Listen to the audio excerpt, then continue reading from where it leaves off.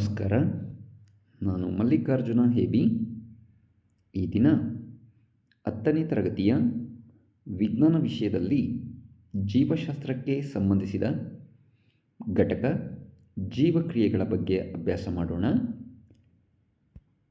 ಈ ಘಟಕದ ಬರ್ತಕ್ಕಂಥ ಪ್ರಮುಖ ಕಲಿಕಾಂಶಗಳು ಜೀವಿ ಮತ್ತು ನಿರ್ಜೀವಿಗಳ ಲಕ್ಷಣಗಳು, ಜೀವನ ಕ್ರಿಯೆಗಳು, ಅದರಲ್ಲಿ ಪೋಷಣೆ, ಸ್ವಪೋಷಕಗಳ ಪೋಷಣೆ, ಪರಪೋಷಕಗಳ ಪೋಷಣೆ, ಜೀವಿಗಳು ತಮ್ಮ ಪೋಷಣೆಯನ್ನು ಹೇಗೆ ನಡೆಸುತ್ತವೆ, ಮಾನವರಲ್ಲಿ ಪೋಷಣೆ, ಉಸಿರಾಟ, ಸಾಗಾಣಿಕೆ, ಮನುಷ್ಯರಲ್ಲಿ ಸಾಗಾಣಿಕೆ, ಹೃದಯ ನಮ್ಮ ಪಂಪ್, ಶ್ವಾಸಕೋಶಗಳಲ್ಲಿ ಆಮ್ಲಜನಕ ರಕ್ತವನ್ನು ಪ್ರವೇಶಿಸುವುದು, ನಾಳಗಳಲ್ಲಿ ರಕ್ತನಾಳಗಳ ಬಗ್ಗೆ ಅಭ್ಯಾಸ ಮಾಡುವುದು, ಕಿರುತಟ್ಟೆಗಳಿಂದ ನಿರ್ವಹಣೆ, ದುಗ್ಧರಸ, ಸಸ್ಯಗಳಲ್ಲಿ ಸಾಗಾಣಿಕೆ, ನೀರಿನ ಸಾಗಾಣಿಕೆ, ಆಹಾರ ಮತ್ತು ಇತರ ವಸ್ತುಗಳ ಸಾಗಾಣಿಕೆ, ವಿಸರ್ಜನೆ, ಮನುಷ್ಯ ಹಾಗೂ ಸಸ್ಯಗಳಲ್ಲಿ.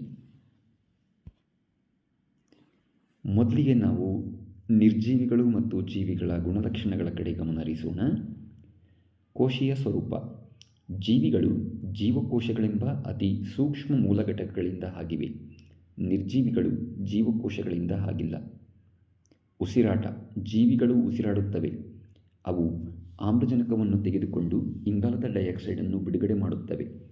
ಪ್ರಾಣಿಗಳಲ್ಲಿ ಉಸಿರಾಟಕ್ಕಾಗಿ ನಿರ್ದಿಷ್ಟ ಅಂಗಗಳಿವೆ. ಉದಾಹರಣೆ, ಕೀಟದಲ್ಲಿ ಟ್ರೇಕಿಯಾ, ಮೀನಿನಲ್ಲಿ ಕಿವಿರು, ಕಪ್ಪೆಯಲ್ಲಿ ಚರ್ಮ ಮತ್ತು ಶ್ವಾಸಕೋಶ, ಮನುಷ್ಯನಲ್ಲಿ ಶ್ವಾಸಕೋಶಗಳು ಉಸಿರಾಟದ ಅಂಗಗಳಾಗಿವೆ. ಸಸ್ಯಗಳು ಉಸಿರಾಡುವಾಗ ಎಲೆಗಳಲ್ಲಿನ ಪತ್ರರಂಧ್ರಗಳ ಮೂಲಕ ಆಮ್ಲಜನಕವನ್ನು ತೆಗೆದುಕೊಂಡು ಇಂಗಾಲದ ಡೈಆಕ್ಸೈಡನ್ನು ಬಿಡುಗಡೆ ಮಾಡುತ್ತವೆ. ನಿರ್ಜೀವಿಗಳು ಉಸಿರಾಡುವುದಿಲ್ಲ. ಪೋಷಣೆ. ಜೀವಿಗಳಲ್ಲಿ ಶಕ್ತಿ ಬಿಡುಗಡೆಗೆ ಆಹಾರದ ಅಗತ್ಯವಿದೆ. ಹಸಿರು ಸಸ್ಯಗಳು ದ್ಯುತಿ ಸಂಶ್ಲೇಷಣಾ ಕ್ರಿಯೆಯ ಮೂಲಕ ತಮ್ಮ ಆಹಾರವನ್ನು ತಾವೇ ತಯಾರಿಸುತ್ತವೆ. ಕೆಲವು ಪ್ರಾಣಿಗಳು ಸಸ್ಯಾಹಾರಿಗಳು, ಸಸ್ಯಗಳಿಂದ ಆಹಾರವನ್ನು ಪಡೆದುಕೊಳ್ಳುತ್ತವೆ.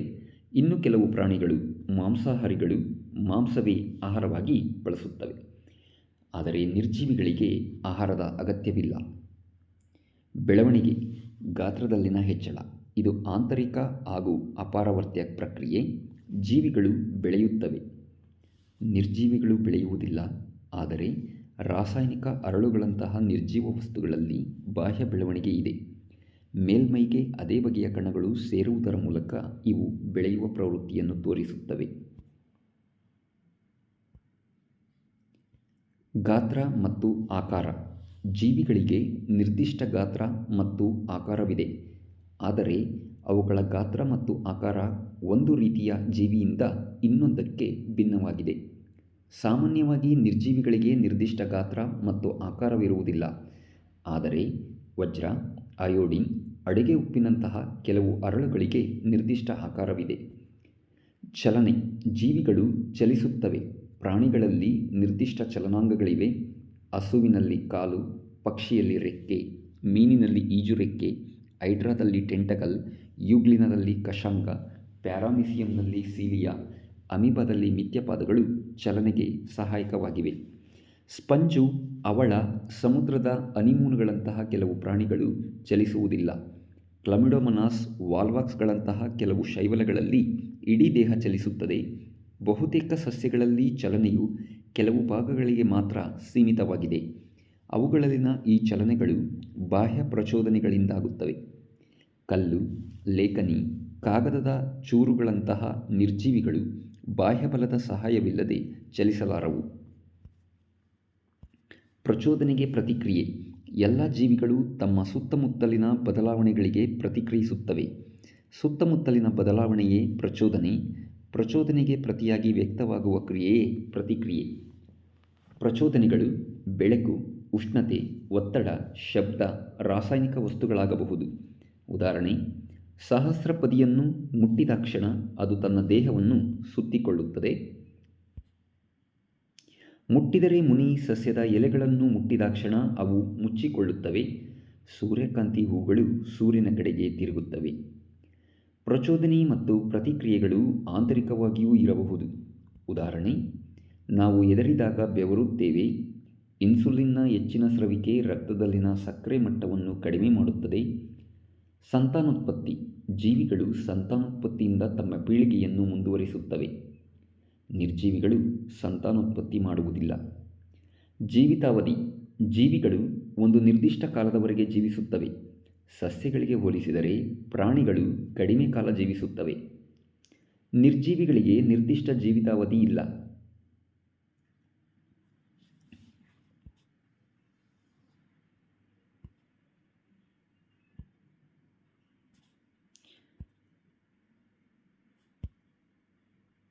ಪ್ರತಿಯೊಂದು ಜೀವಿಯು ತನ್ನ ದೇಹದ ನಿರ್ಮಾಣ ಮತ್ತು ದುರಸ್ತಿಗಾಗಿ ವಸ್ತುಗಳನ್ನು ಪರಿಸರದಿಂದ ಪಡೆಯುತ್ತದೆ.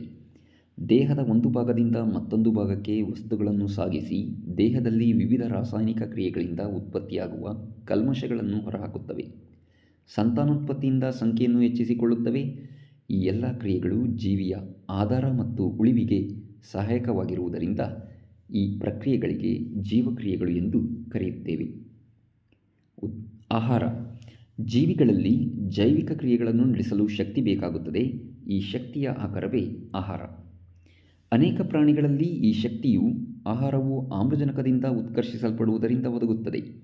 ಜೀವಿಗಳು ಈ ಕ್ರಿಯೆಗೆ ಬೇಕಾಗುವ ಆಹಾರ ಮತ್ತು ಆಮ್ಲಜನಕವನ್ನು ಪೋಷಣೆ ಮತ್ತು ಉಸಿರಾಟ ಕ್ರಿಯೆಗಳೆಂಬ ಜೀವನ ಕ್ರಿಯೆಗಳ ಮೂಲಕ ಪಡೆದುಕೊಳ್ಳುತ್ತವೆ. ಏಕಕೋಶ ಜೀವಿಗಳ ಪ್ರಕರಣದಲ್ಲಿ ಜೀವಿಯ ಸಂಪೂರ್ಣ ಹೊರಮೈ ಪರಿಸರದ ಸಂಪರ್ಕದಲ್ಲಿ ಇರುವುದರಿಂದ ಆಹಾರ ಸೇವನೆ, ಅನಿಲಗಳ ವಿನಿಮಯ ಅಥವಾ ತ್ಯಾಜ್ಯಗಳ ವಿಸರ್ಜನೆಗೆ ನಿರ್ದಿಷ್ಟ ಅಂಗಗಳ ಅಗತ್ಯವಿಲ್ಲ.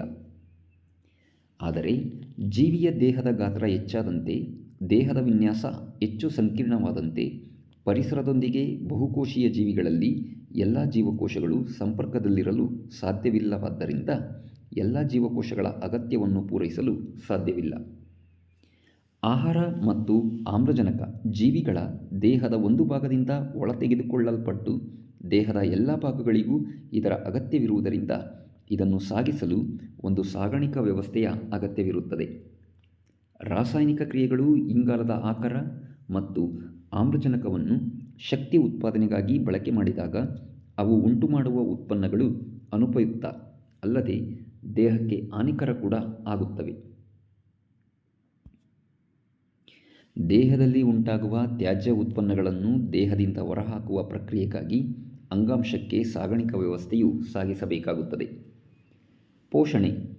ಜೀವಿಯು ಆಹಾರವನ್ನು ಸೇವಿಸಿ ಜೀರ್ಣಿಸಿ ಅದನ್ನು ದೇಹಗತವನ್ನಾಗಿ ಮಾಡುವ ಕ್ರಿಯೆಗೆ ಪೋಷಣೆ ಎಂದು ಹೆಸರು. ಪೋಷಣೆಯಲ್ಲಿ ಎರಡು ಮುಖ್ಯ ವಿಧಗಳಿವೆ. ಅವು ಸ್ವಪೋಷಣೆ ಆಟೋಟ್ರೋಪಿಸಮ್, ಪರಪೋಷಣೆ ಹೆಟಿರೋಟ್ರೋಪಿಸಮ್. ಸ್ವಪೋಷಣೆ ಎಂದರೇನು ಅಂತ ಕಲಿಯೋಣ. ಸರಳ ಕಚ್ಚಾ ವಸ್ತುಗಳನ್ನು ಬಳಸಿಕೊಂಡು ತಮ್ಮ ಆಹಾರವನ್ನು ತಾವೇ ತಯಾರಿಸಿಕೊಳ್ಳುವ ವಿಧಾನ. ಸ್ವಪೋಷಣೆಯಲ್ಲಿ ಎರಡು ವಿಧಗಳು, ದ್ಯುತಿಪೋಷಣೆ ಮತ್ತು ರಾಸಾಯನಿಕ ಪೋಷಣೆ. ದ್ಯುತಿಪೋಷಣೆ ಎಂದರೆ ಹಸಿರು ಸಸ್ಯಗಳು ಪತ್ರಹರಿತ್ತಿನ ಸಹಾಯದಿಂದ ಸೂರ್ಯನ ಬೆಳಕನ್ನು ಬಳಸಿಕೊಂಡು ಪಿಷ್ಟವನ್ನು ತಯಾರಿಸುತ್ತವೆ. ರಾಸಾಯನಿಕ ಸ್ವಪೋಷಣೆ ಕೆಲವು ಬ್ಯಾಕ್ಟೀರಿಯಾಗಳು ರಾಸಾಯನಿಕ ಶಕ್ತಿಯನ್ನು ಬಳಸಿಕೊಂಡು ಆಹಾರವನ್ನು ತಯಾರಿಸುತ್ತವೆ. ಹಸಿರು ಸಸ್ಯಗಳ ಆಹಾರ ವಿಧಾನವನ್ನು ಸಸ್ಯ ಸಂಪೂರ್ಣ ಎನ್ನುವರು. ಈ ವಿಧಾನದಲ್ಲಿ ನಿರವಯವ ವಸ್ತುಗಳಿಂದ ಸಾವಯವ ವಸ್ತುಗಳು ಸೂರ್ಯನ ಬೆಳಕಿನ ಸಹಾಯದಿಂದ ಸಂಶ್ಲೇಷಣೆಯಾಗುತ್ತವೆ.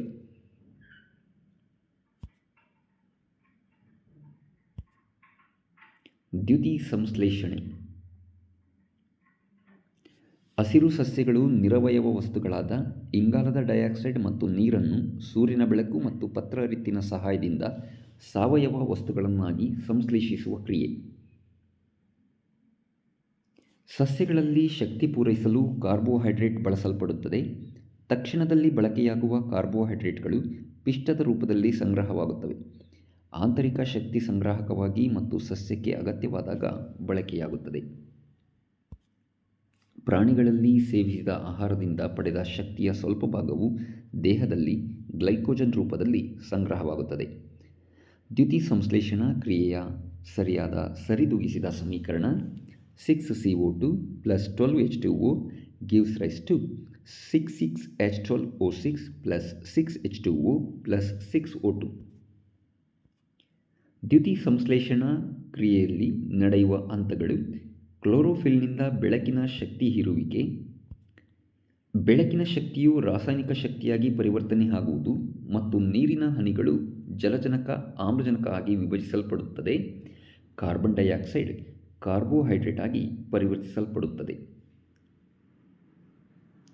ಮರುಭೂಮಿಯ ಸಸ್ಯಗಳು ರಾತ್ರಿ ವೇಳೆಯಲ್ಲಿ ಕಾರ್ಬನ್ ಡೈಆಕ್ಸೈಡನ್ನು ತೆಗೆದುಕೊಂಡು ಮಧ್ಯಂತರ ವಸ್ತುವೊಂದನ್ನು ತಯಾರಿಸುತ್ತವೆ. ನಂತರ ಹಗಲಿನ ವೇಳೆಯಲ್ಲಿ ಕ್ಲೋರೋಫಿಲ್ ಹೀರಿಕೊಂಡ ಶಕ್ತಿಯು ಈ ವಸ್ತುವಿನ ಮೇಲೆ ವರ್ತಿಸುತ್ತದೆ. ದ್ಯುತಿಸಂಶ್ಲೇಷಣಾ ಕ್ರಿಯೆಯ 2 ಹಂತಗಳನ್ನು ನೋಡೋಣ. ಬೆಳಕಿನ ಪ್ರತಿಕ್ರಿಯೆ, ಇರುಳು ಪ್ರತಿಕ್ರಿಯೆ. ಬೆಳಕಿನ ಪ್ರತಿಕ್ರಿಯೆಯಲ್ಲಿ ಬೆಳಕಿನ ಸಹಾಯದಿಂದ ಕ್ಲೋರೋಪ್ಲಾಸ್ಟ್ನಲ್ಲಿರುವ ಗ್ರಾನ ಭಾಗದಲ್ಲಿ ನಡೆಯುತ್ತದೆ. ಇದನ್ನು ದ್ಯುತಿ ರಾಸಾಯನಿಕ ಪ್ರತಿಕ್ರಿಯೆ ಎನ್ನುತ್ತೇವೆ. ಈ ಹಂತದಲ್ಲಿ ನೀರು ಹೈಡ್ರಾಕ್ಸಿಲ್ ಮತ್ತು ಹೈಡ್ರೋಜನ್ ಅಯಾನುಗಳಾಗಿ ವಿಭಜಿಸಲ್ಪಡುತ್ತದೆ. ಇರುಳು ಪ್ರತಿಕ್ರಿಯೆಯಲ್ಲಿ ಕ್ಲೋರೋಪ್ಲಾಸ್ಟ್ನ ಸ್ಟ್ರೋಮಾದಲ್ಲಿ ಜರುಗುತ್ತದೆ. ಬೆಳಕಿನ ಸಹಾಯ ಇರುವುದಿಲ್ಲ, ಕೆಲ್ವಿನ್ ಚಕ್ರ ಎನ್ನುತ್ತೇವೆ. ಈ ಹಂತದಲ್ಲಿ ಬೆಳಕಿನ ಪ್ರತಿಕ್ರಿಯೆಯಲ್ಲಿ ಉತ್ಪತ್ತಿಯಾದ ಶಕ್ತಿಯ ಸಹಾಯದಿಂದ ಕಾರ್ಬನ್ ಡೈಆಕ್ಸೈಡ್ ಕಾರ್ಬೋಹೈಡ್ರೇಟ್ಗಳಾಗಿ ಅಪಘರ್ಷಿಸಲ್ಪಡುತ್ತದೆ. ದ್ಯುತಿ ಸಂಶ್ಲೇಷಣಾ ಕ್ರಿಯೆಯ ಮೇಲೆ ಪ್ರಭಾವ ಬೀರುವ ಅಂಶಗಳ ಕಡೆ ಗಮನ ಹರಿಸೋಣ. ಬಾಹ್ಯ ಅಂಶಗಳು ಬೆಳಕು, ಇಂಗಾಲದ ಡೈಆಕ್ಸೈಡ್, ಉಷ್ಣಾಂಶ, ನೀರು ಮತ್ತು ಆಮ್ಲಜನಕ. ಆಂತರಿಕ ಅಂಶ ಕ್ಲೋರೋಫಿಲ್. ಸೂರ್ಯನ ಬೆಳಕು. ದ್ಯುತಿ ಸಂಶ್ಲೇಷಣಾ ಉತ್ಪನ್ನಗಳು ಎಡೆಬಿಡದ ಸೂರ್ಯನ ಬೆಳಕಿಗಿಂತ ಪರ್ಯಾಯವಾಗಿ ಪೂರೈಸಿದ ಕತ್ತಲೆ ಮತ್ತು ಬೆಳಕಿನಲ್ಲಿ ಹೆಚ್ಚಾಗುತ್ತವೆ.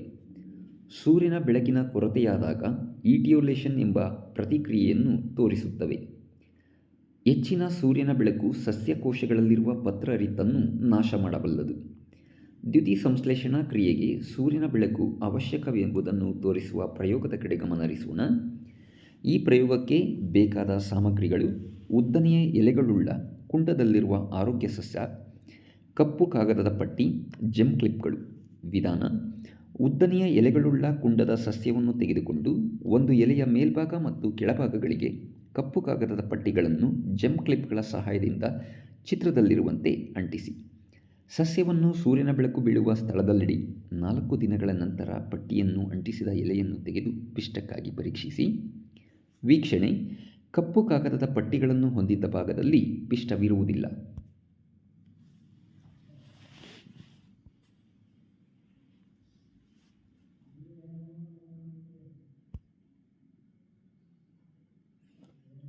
ಮುಂದೆ ನಾವು ದ್ಯುತಿ ಸಂಶ್ಲೇಷಣಾ ಕ್ರಿಯೆಗೆ ಇಂಗಾಲದ ಡೈಆಕ್ಸೈಡ್ ಅವಶ್ಯಕ ಎಂಬುದನ್ನು ತೋರಿಸುವ ಚಟುವಟಿಕೆಯನ್ನು ಕೈಗೊಳ್ಳೋಣ.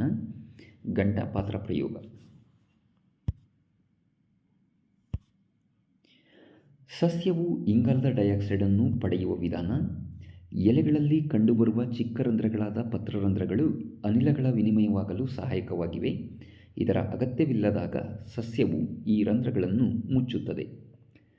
ಪತ್ರರಂಧ್ರಗಳ ರಚನೆ: ಎಲೆಗಳ ಹೊರಧರ್ಮದಲ್ಲಿ ಕಂಡುಬರುವ ಇವು ಉರುಳಿ ಬೀಜದ ಆಕಾರದ ಜೀವಕೋಶಗಳಿಂದ ರಕ್ಷಿಸಲ್ಪಟ್ಟಿವೆ. ಈ ಕಾವಲು ಜೀವಕೋಶಗಳು ಪತ್ರರಂಧ್ರಗಳು ತೆರೆಯಲು ಮತ್ತು ಮುಚ್ಚಲು ಸಹಾಯ ಮಾಡಿ ಬಾಷ್ಪ ವಿಸರ್ಜನೆಯನ್ನು ನಿಯಂತ್ರಿಸುತ್ತವೆ. ಕಾವಲು ಜೀವಕೋಶಗಳಿಗೆ ನೀರು ಪ್ರವೇಶಿಸಿದಾಗ ಅವು ಉಬ್ಬುತ್ತವೆ ಮತ್ತು ಪತ್ರರಂಧ್ರ ತೆರೆಯಲು ಕಾರಣವಾಗುತ್ತವೆ. ಅದೇ ರೀತಿ ಕಾವಲು ಜೀವಕೋಶಗಳು ಮುದುಡಿದಾಗ ಪತ್ರರಂಧ್ರಗಳು ಮುಚ್ಚಿಕೊಳ್ಳುತ್ತವೆ.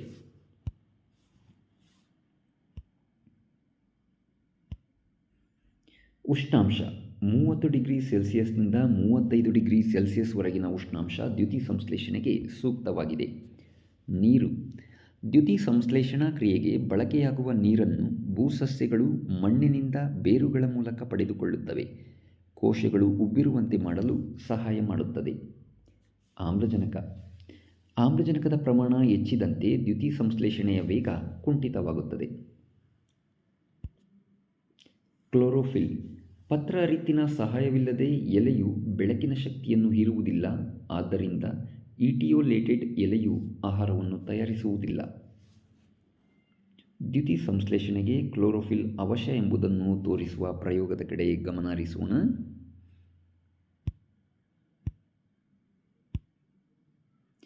ಈ ಒಂದು ಚಟುವಟಿಕೆಗೆ ಬಹುವರ್ಣದ ಎಲೆಗಳಿರುವ ಒಂದು ಕುಂಡದ ಸಸ್ಯ, ಮನಿ ಪ್ಲಾಂಟ್ ಅಥವಾ ಕ್ರೋಟಾನ್ಗಳನ್ನು ತೆಗೆದುಕೋಬಹುದು.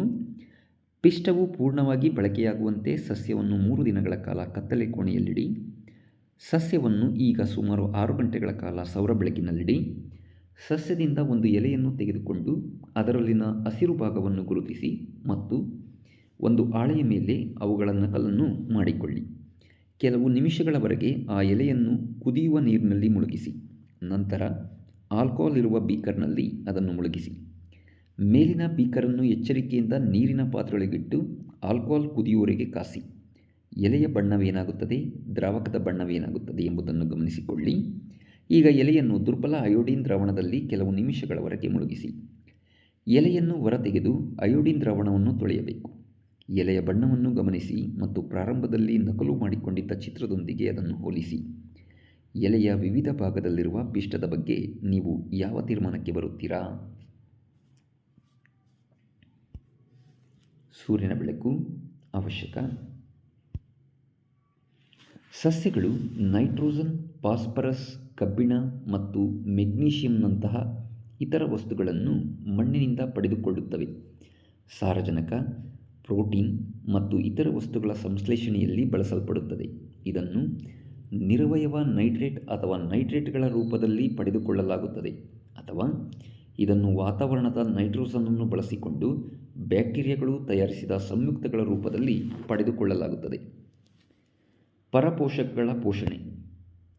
ಆಹಾರವನ್ನು ತಾವೇ ತಯಾರಿಸಲಾರದೆ ಇತರ ಮೂಲಗಳಿಂದ ಆಹಾರವನ್ನು ಪಡೆಯುವ ಪೋಷಣೆ. ಬಹುತೇಕ ಪ್ರಾಣಿಗಳು ಮತ್ತು ಪತ್ರ ಹರಿತ್ತಿಲ್ಲದ ಸಸ್ಯಗಳು ಪರಪೋಷಕಗಳಾಗಿವೆ. ಪರಪೋಷಕಗಳಲ್ಲಿ ಅನೇಕ ವಿಧಗಳಿವೆ. ಕೊಳೆತಿನಿಗಳು ತಮ್ಮ ಆಹಾರವನ್ನು ಸತ್ತ ಮತ್ತು ಕೊಳೆಯುತ್ತಿರುವ ಸಾವಯವ ವಸ್ತುಗಳಿಂದ ಪಡೆಯುವ ಜೀವಿಗಳು. ಈ ಜೀವಿಗಳು ಆಹಾರ ವಸ್ತುಗಳನ್ನು ದೇಹದ ಹೊರಗೆ ವಿಭಜಿಸಿ ನಂತರ ಅದನ್ನು ಹೀರಿಕೊಳ್ಳುತ್ತವೆ. ಉದಾಹರಣೆ ಬ್ರೆಡ್ ಮೋಲ್ಡ್, ಈಸ್ಟ್, ನಾಯಿ ಕೊಡೆಯಂತಹ ಶಿಲೀಂಧ್ರಗಳು. ಪರಾವಲಂಬಿಗಳು ಇತರ ಜೀವಿಗಳಿಂದ ಆಹಾರ ಪಡೆಯುವ ಜೀವಿಗಳು.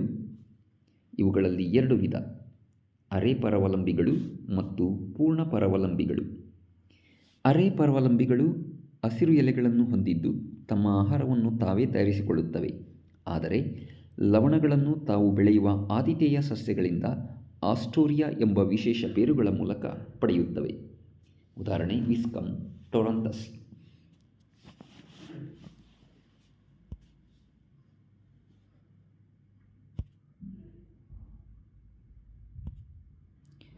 ಗಂಧದ ಮರ ಒಂದು ಬೇರು ಪರೋಪಜೀವಿ.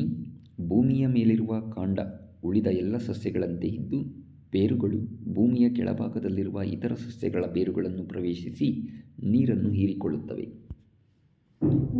ಪೂರ್ಣ ಕಾಂಡ ಪರಾವಲಂಬಿ ಆತಿಥೇಯ ಸಸ್ಯಗಳಿಂದ ಆಹಾರ ಮತ್ತು ನೀರನ್ನು ಆಸ್ಟೋರಿಯಾಗಳಿಂದ ಹೀರಿಕೊಳ್ಳುತ್ತದೆ. ಉದಾಹರಣೆ ಕಸ್ಕುಟ. ಪ್ರಾಣಿಗಳಲ್ಲಿನ ಪರಾವಲಂಬಿಗಳ ಕಡೆ ಗಮನ ಹರಿಸೋಣ. ಕರುಳಿನ ಹುಳುಗಳು, ಜಂತುಹುಳು, ಕೊಕ್ಕೆ ಹುಳು, ಕಾರಲು ಹುಳು, ಲಾಡಿ ಹುಳು, ಉಣ್ಣೆ, ಏನು, ಜಿಗಣೆ. ಕೀಟಹಾರಿಗಳು ಜೌಗು ಪ್ರದೇಶದಲ್ಲಿನ ಸಸ್ಯಗಳು ತಮ್ಮ ಆಹಾರವನ್ನು ತಾವೇ ತಯಾರಿಸಿಕೊಳ್ಳುತ್ತವೆ, ಆದರೆ ಸಾರಜನಕಕ್ಕಾಗಿ ಕೀಟಗಳನ್ನು ಹಿಡಿಯುತ್ತವೆ. ಉದಾಹರಣೆ ಉಜಿಗಿಡ, ಇಬ್ಬನಿ ಗಿಡ. ಅಪ್ಪು ಸಸ್ಯಗಳು ಆಧಾರಕ್ಕಾಗಿ ಇತರ ಸಸ್ಯಗಳ ರೆಂಬೆಗಳ ಮೇಲೆ ಬೆಳೆಯುವ ಸಸ್ಯಗಳು. ಉದಾಹರಣೆ ಆರ್ಕಿಡ್ ಸಸ್ಯಗಳು. ಕೂಡು ಜೀವನ ಎರಡು ವಿಭಿನ್ನ ಜೀವಿಗಳು ಒಟ್ಟಾಗಿ ಜೀವಿಸಿ ಪರಸ್ಪರ ಪ್ರಯೋಜನ ಪಡೆಯುತ್ತವೆ. ಉದಾಹರಣೆ ಕಲ್ಲುಹೂ, ಹರ್ಮಿಟ್ ಕ್ರಾಬ್ ಮೇಲೆ ಜೀವಿಸುವ ಸಮುದ್ರ ಕಮಲ.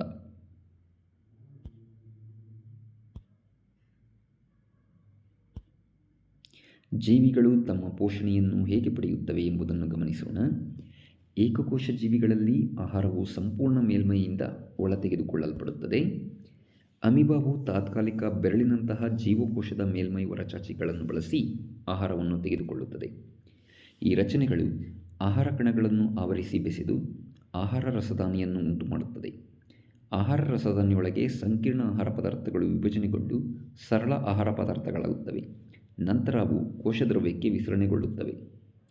ಜೀರ್ಣವಾಗದೆ ಉಳಿದ ಪದಾರ್ಥಗಳು ಜೀವಕೋಶದ ಮೇಲ್ಮೈಗೆ ಚಲಿಸಿ ಹೊರಹಾಕಲ್ಪಡುತ್ತದೆ. ಪ್ಯಾರಾಮೀಸಿಯಂನಲ್ಲಿ ಜೀವಕೋಶವು ಒಂದು ನಿರ್ದಿಷ್ಟ ಆಕಾರ ಹೊಂದಿದ್ದು ಆಹಾರವನ್ನು ಒಂದು ಗೊತ್ತಾದ ಸ್ಥಳದ ಮೂಲಕ ಒಳಗೆ ತೆಗೆದುಕೊಳ್ಳಲಾಗುತ್ತದೆ. ಜೀವಕೋಶದ ಸಂಪೂರ್ಣ ಮೇಲ್ಮೈಯನ್ನು ಆವರಿಸಿರುವ ಕಶಾಂಕ ಚಲನೆಯ ಮೂಲಕ ಆಹಾರವು ಚಲಿಸುತ್ತದೆ.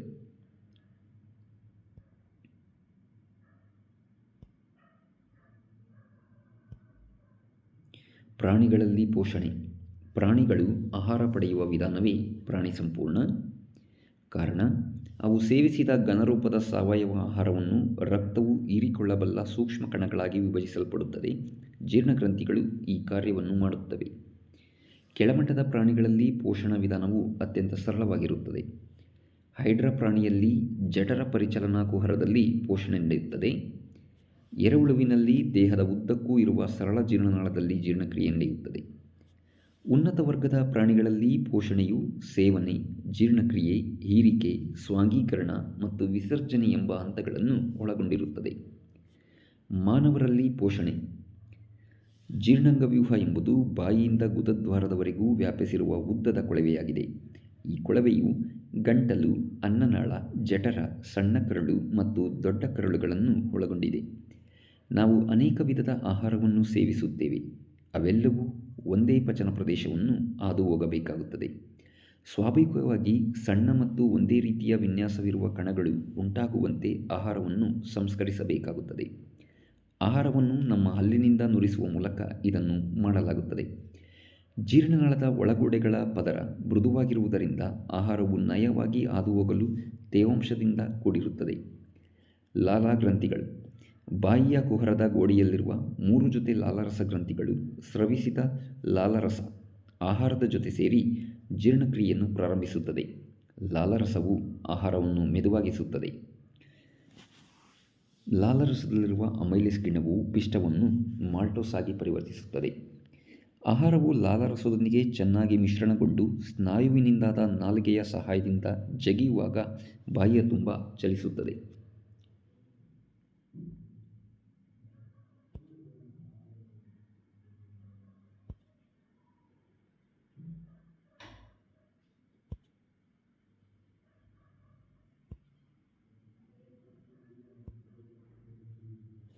ಆಹಾರವು ಜೀರ್ಣನಾಳದ ಪ್ರತಿಯೊಂದು ಭಾಗದಲ್ಲಿ ಸರಿಯಾಗಿ ಸಂಸ್ಕರಿಸಲು ದೇಹದಲ್ಲಿ ಒಂದು ನಿಯಂತ್ರಿತ ರೀತಿಯಲ್ಲಿ ಚಲಿಸುತ್ತದೆ. ಕಂಪನ ಚಲನೆ ಅಂತ ಕರಿತೀವಿ. ಜೀರ್ಣನಾಳದ ಒಳಸ್ತರಿಯು ಸ್ನಾಯುಗಳನ್ನು ಹೊಂದಿದ್ದು ಆಹಾರವನ್ನು ಮುಂದಕ್ಕೆ ತಳ್ಳಲು ಲಯಬದ್ಧವಾಗಿ ಸಂಕೋಚಿಸುತ್ತದೆ. ಪರಿಕ್ರಮಣ ಸಂಕೋಚನ ಚಲನೆಗಳು ಕರುಳಿನ ಉದ್ದಕ್ಕೂ ಉಂಟಾಗುತ್ತವೆ. ಆಹಾರವು ಬಾಯಿಯಿಂದ ಜಠರಕ್ಕೆ ಆಹಾರದ ನಾಳದ ಮೂಲಕ ಒಯ್ಯಲ್ಪಡುತ್ತವೆ. ಜಠರ ಒಂದು ಅಂಗವಾಗಿದ್ದು ಆಹಾರ ಪ್ರವೇಶಿಸಿದಾಗ ಹಿಗ್ಗುತ್ತದೆ. ಜಠರದ ಸ್ನಾಯುಕ ಗೋಡೆಗಳು ಹೆಚ್ಚಿನ ಪಚನರಸಗಳೊಂದಿಗೆ ಆಹಾರ ಚೆನ್ನಾಗಿ ಮಿಶ್ರಣವಾಗಲು ಸಹಾಯ ಮಾಡುತ್ತವೆ. ಈ ಪಚನ ಪ್ರಕ್ರಿಯೆಗಳು ಜಠರದ ಗೋಡೆಯಲ್ಲಿ ಕಂಡುಬರುವ ಜಠರ ಗ್ರಂಥಿಗಳಿಂದ ನಿರ್ವಹಿಸಲ್ಪಡುತ್ತವೆ. ಇವು ಹೈಡ್ರೋಕ್ಲೋರಿಕ್ ಆಮ್ಲ, ಪ್ರೋಟೀನನ್ನು ಜೀರ್ಣಿಸುವ ಪೆಪ್ಸಿನ್ ಮತ್ತು ಲೋಳೆಯನ್ನು ಸ್ರವಿಸುತ್ತವೆ. ಹೈಡ್ರೋಕ್ಲೋರಿಕ್ ಆಮ್ಲವು ಪೆಪ್ಸಿನ್ ಕಿಣ್ವದ ಕ್ರಿಯೆಯನ್ನು ಉತ್ತೇಜಿಸುವ ಆಮ್ಲೀಯ ಮಾಧ್ಯಮವನ್ನು ಉಂಟುಮಾಡುತ್ತದೆ.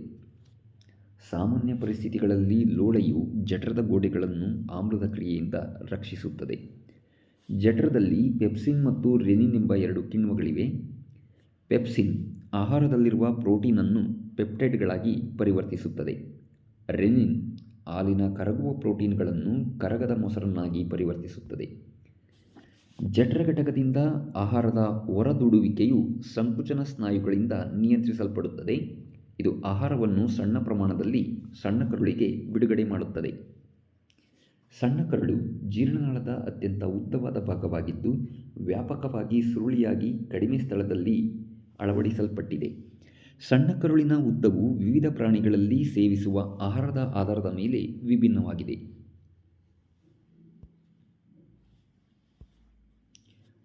ಹುಲ್ಲನ್ನು ತಿನ್ನುವ ಸಸ್ಯಾಹಾರಿಗಳಿಗೆ ಸೆಲ್ಯುಲೋಸನ್ನು ಜೀರ್ಣಿಸುವ ಸಲುವಾಗಿ ಉದ್ದನೆಯ ಸಣ್ಣ ಕರಳು ಇರುತ್ತದೆ. ಮಾಂಸವು ಜೀರ್ಣಿಸಲು ಸುಲಭವಾಗಿದ್ದು ಹುಲಿಯಂತಹ ಮಾಂಸಾಹಾರಿಗಳು ಗಿಡ್ಡ ಸಣ್ಣ ಕರಳನ್ನು ಹೊಂದಿವೆ. ಸಣ್ಣ ಕರಳು ಕಾರ್ಬೋಹೈಡ್ರೇಟ್ಗಳು, ಪ್ರೋಟೀನ್ಗಳು ಮತ್ತು ಕೊಬ್ಬುಗಳನ್ನು ಪಚನ ಮಾಡುವ ಸ್ಥಳವಾಗಿದೆ. ಈ ಉದ್ದೇಶಕ್ಕಾಗಿ ಕರುಳು ಮೇದೋಜೀರಕ ಗ್ರಂಥಿ ಮತ್ತು ಯಕೃತ್ತುಗಳ ಸ್ರವಿಕೆಯನ್ನು ಪಡೆಯುತ್ತದೆ. ಯಕೃತ್ತಿನಿಂದ ಸ್ರವಿಕೆಯಾಗುವ ಪಿತ್ತರಸವು ಕೊಬ್ಬಿನ ಮೇಲೆ ಪ್ರತಿವರ್ತಿಸಿ ಜಠರದಿಂದ ಬರುವ ಆಮ್ಲೀಯ ಆಹಾರವನ್ನು ಮೇದೋಜೀರಕ ಕಿಣ್ವಗಳ ಪ್ರತಿವರ್ತನೆಗಾಗಿ ಕ್ಷಾರೀಯಗೊಳಿಸುತ್ತದೆ. ಪಿತ್ತರಸದ ಲವಣಗಳು ಸಣ್ಣ ಕರುಳಿನಲ್ಲಿ ಕಂಡುಬರುವ ದೊಡ್ಡ ದೊಡ್ಡ ಕಣಗಳನ್ನು ಚಿಕ್ಕ ಚಿಕ್ಕ ತುಂಡುಗಳಾಗಿ ವಿಭಜಿಸಿ ಕಿಣ್ವಗಳ ಕಾರ್ಯಕ್ಷಮತೆಯನ್ನು ಹೆಚ್ಚಿಸುತ್ತದೆ. ಮೇದೋಜೀರಕ ಗ್ರಂಥಿಯು ಮೇದೋಜೀರಕ ರಸವನ್ನು ಸ್ರವಿಸುತ್ತದೆ. ಎಮಲ್ಸೀಕರಣಗೊಳಿಸುವ ಲೈಪೇಸ್ ಎಂಬ ಕಿಣ್ವವನ್ನು ಹೊಂದಿರುತ್ತವೆ. ಸಣ್ಣ ಕರುಳಿನ ಭಿತ್ತಿಯು ಗ್ರಂಥಿಗಳನ್ನು ಹೊಂದಿದ್ದು ಅವು ಕರುಳಿನ ರಸವನ್ನು ಸ್ರವಿಸುತ್ತದೆ. ಇದರಲ್ಲಿರುವ ಕಿಣ್ವಗಳು ಅಂತಿಮವಾಗಿ ಪ್ರೋಟೀನನ್ನು ಅಮೈನೋ ಆಮ್ಲಗಳಾಗಿ, ಸಂಕೀರ್ಣ ಕಾರ್ಬೋಹೈಡ್ರೇಟ್ಗಳನ್ನು ಗ್ಲೂಕೋಸ್ ಆಗಿ, ಕೊಬ್ಬುಗಳನ್ನು ಕೊಬ್ಬಿನ ಆಮ್ಲ ಮತ್ತು ಗ್ಲಿಸರಾಲ್ ಆಗಿ ಪರಿವರ್ತಿಸುತ್ತವೆ.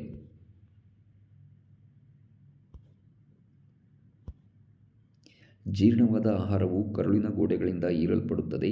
ಸಣ್ಣ ಕರುಳಿನ ಒಳಗೋಡೆಗಳು ವಿಲ್ಲೈಗಳೆಂಬ ಅಸಂಖ್ಯಾತ ಬೆರಳಿನಂತಹ ರಚನೆಗಳನ್ನು ಹೊಂದಿದ್ದು, ಅವು ಆಹಾರವನ್ನು ಹೀರಿಕೊಳ್ಳಬೇಕಾದ ಮೇಲ್ಮೈ ಪ್ರದೇಶವನ್ನು ಹೆಚ್ಚಿಸುತ್ತವೆ. ವಿಲ್ಲೈಗಳು ರಕ್ತನಾಳಗಳಿಂದ ಸಮೃದ್ಧವಾಗಿದ್ದು, ಅವು ಹೀರಿಕೊಂಡ ಆಹಾರವನ್ನು ರಕ್ತವು ದೇಹದ ಪ್ರತಿಯೊಂದು ಜೀವಕೋಶಕ್ಕೆ ತೆಗೆದುಕೊಂಡು ಹೋಗುತ್ತದೆ. ಅಲ್ಲಿ ಶಕ್ತಿ ಪಡೆಯಲು, ಹೊಸ ಅಂಗಾಂಶಗಳನ್ನು ನಿರ್ಮಿಸಲು ಮತ್ತು ಹಳೆಯ ಅಂಗಾಂಶಗಳ ದುರಸ್ತಿಗೆ ಈ ಆಹಾರವು ಬಳಕೆಯಾಗುತ್ತದೆ. ಹೀರಿಕೆಯಾಗದ ಆಹಾರವು ದೊಡ್ಡ ಕರುಳಿಗೆ ಕಳುಹಿಸಲ್ಪಡುತ್ತದೆ. ಇಲ್ಲಿ ಹೆಚ್ಚಿನ ವಿಲ್ಲೈಗಳು ಇದರಿಂದ ನೀರನ್ನು ಹೀರಿಕೊಳ್ಳುತ್ತವೆ. ಉಳಿದ ಪದಾರ್ಥಗಳು ಗುದದ್ವಾರದ ಮೂಲಕ ದೇಹದಿಂದ ಹೊರಹಾಕಲ್ಪಡುತ್ತವೆ.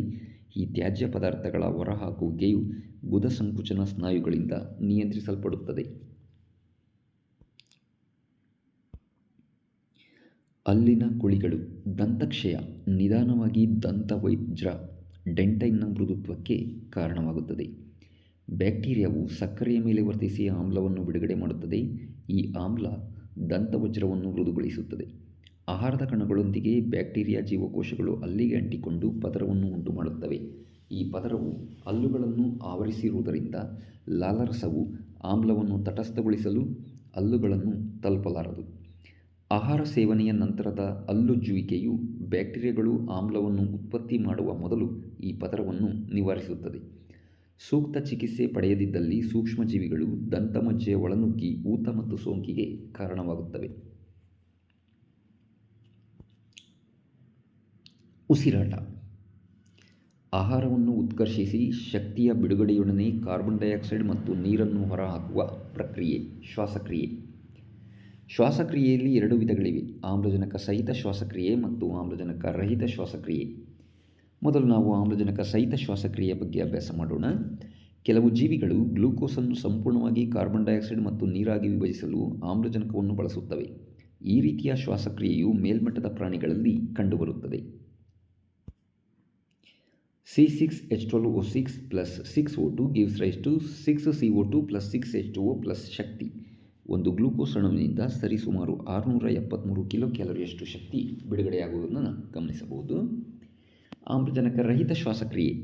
ಸಾವಯವ ಸಂಯುಕ್ತಗಳು ಆಮ್ಲಜನಕದ ಸಹಾಯವಿಲ್ಲದೆ ವಿಭಜನೆಯಾಗಿ ಆಲ್ಕೋಹಾಲ್, ಇಂಗಾಲದ ಡೈಆಕ್ಸೈಡ್, ಸ್ವಲ್ಪ ಪ್ರಮಾಣದಲ್ಲಿ ಶಕ್ತಿಯನ್ನು ಬಿಡುಗಡೆಯಾಗುತ್ತದೆ. ಈ ರೀತಿಯ ಶ್ವಾಸಕ್ರಿಯೆ ಕೆಳಮಟ್ಟದ ಜೀವಿಗಳಾದ ಬ್ಯಾಕ್ಟೀರಿಯಾ, ಈಸ್ಟ್ಗಳಲ್ಲಿ ಕಂಡುಬರುತ್ತದೆ. ಗ್ಲೈಕಾಲಿಸಿಸ್ ಪ್ರಕ್ರಿಯೆಯಿಂದ ಬಂದ ಪೈರುವೇಟ್ ಅಣುವು ಎಥೆನಾಲ್ ಮತ್ತು ಕಾರ್ಬನ್ ಡೈಆಕ್ಸೈಡ್ ಆಗಿ ಪರಿವರ್ತನೆ ಹೊಂದುತ್ತದೆ. ಇದಕ್ಕೆ ಸಂಬಂಧಿಸಿದ ಸಮೀಕರಣ C6H12O6 gives rise to 2C2H5OH plus 2CO2 plus ಶಕ್ತಿ. ಆಮ್ಲಜನಕ ರಹಿತ ಉಸಿರಾಟ ಕ್ರಿಯೆಯಲ್ಲಿ ಒಂದು ಗ್ಲೂಕೋಸ್ ಅಣುವಿನಿಂದ ಸರಿಸುಮಾರು 56 ಕಿಲೋ ಕ್ಯಾಲೋರಿಯಷ್ಟು ಮಾತ್ರ ಶಕ್ತಿ ಬಿಡುಗಡೆಯಾಗುವುದನ್ನು ಗಮನಿಸುತ್ತೇವೆ.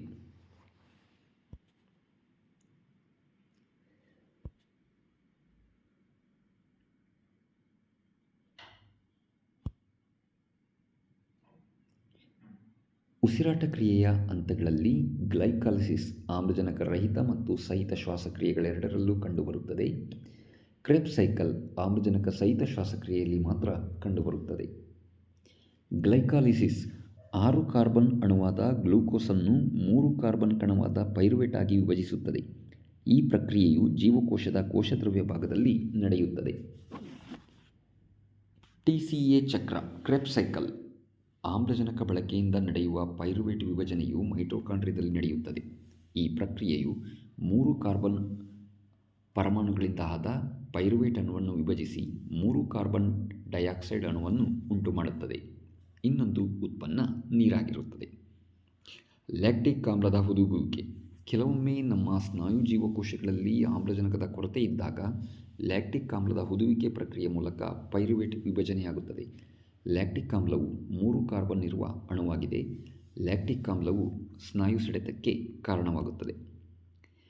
ಮಾನವನು ಸೇರಿದಂತೆ ಪ್ರಾಣಿಗಳಲ್ಲಿ ಶ್ವಾಸಕ್ರಿಯೆ 2 ಬಗೆಗಳಲ್ಲಿ ನಡೆಯುತ್ತದೆ: ಬಾಹ್ಯ ಶ್ವಾಸಕ್ರಿಯೆ ಹಾಗೂ ಆಂತರಿಕ ಶ್ವಾಸಕ್ರಿಯೆ. ಬಾಹ್ಯ ಶ್ವಾಸಕ್ರಿಯೆಯು ಶ್ವಾಯುಕೋಶ ಮತ್ತು ರಕ್ತದ ನಡುವಿನ ಅನಿಲಗಳ ವಿನಿಮಯವಾಗಿರುತ್ತದೆ. ನೆಲಜೀವಿಗಳಲ್ಲಿ ಗಾಳಿ ಮತ್ತು ಜಲಜೀವಿಗಳಲ್ಲಿ ನೀರು ಮಾಧ್ಯಮವಾಗಿರುತ್ತದೆ. ಆಂತರಿಕ ಶ್ವಾಸಕ್ರಿಯೆ ರಕ್ತ ಮತ್ತು ಜೀವಕೋಶಗಳ ನಡುವೆ ನಡೆಯುವ ಅನಿಲಗಳ ವಿನಿಮಯ. ಮಕ್ಕಳೇ, ನೀವಿಲ್ಲಿ ಗ್ಲೈಕಾಲಿಸಿಸ್ ಪ್ರಕ್ರಿಯೆಯನ್ನು ನೋಡ್ತಾ ಇದ್ದೀರಾ ಹಾಗೂ TCA ಸೈಕಲ್, ಕ್ರೆಬ್ಸ್ ಸೈಕಲನ್ನು ಸಹ ಗಮನಿಸ್ತಾ ಇದ್ದೀರಾ.